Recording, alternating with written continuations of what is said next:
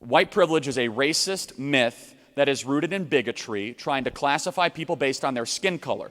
If you are a racist, you have something to apologize for. If you're a white person who is not a racist, you have nothing to apologize for. And anyone who makes you apologize just based on the color of their skin, they're the racist and you're not. It's that simple. And so,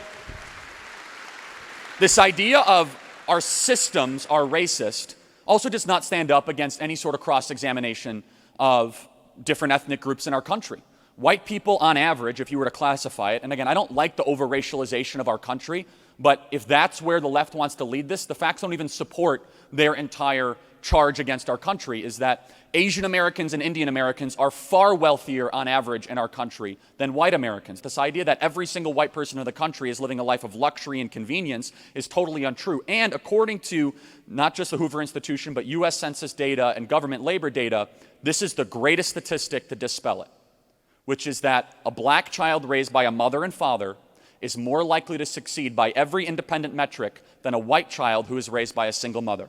Now, I'm not bashing single mothers. I think that they're modern-day heroes. The point is that there's two-parent privilege in our country, not white privilege in our country. And if we're serious about rebuilding the black family, which we should be putting fathers back in the home, but be very careful to try to connect disparities necessarily with discrimination. And so there's other parts of privilege as well in our country that are non-racial privilege. For example, anyone here the firstborn child? I am. You know that you have an exponentially higher likelihood of succeeding than the second child or the third child or the youngest child? You ever heard of firstborn privilege? Probably not. How about anyone here an only child? You have way higher likelihood of succeeding.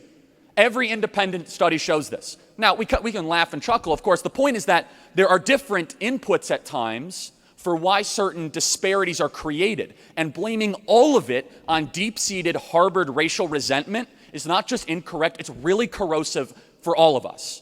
Instead of just looking at skin color, look at other circumstantial factors such as education, such as two-parent households. And the argument that the activists will make, and I'm sure someone here will make the argument, is that racism created those systems, right? That it was racist. And I can actually agree with part of that. Just be very specific of what systems those are. And if we're serious about improving the livelihood of our fellow countrymen, maybe we should be less focused on government welfare and more focused on work and literacy education and bringing fathers back into the home.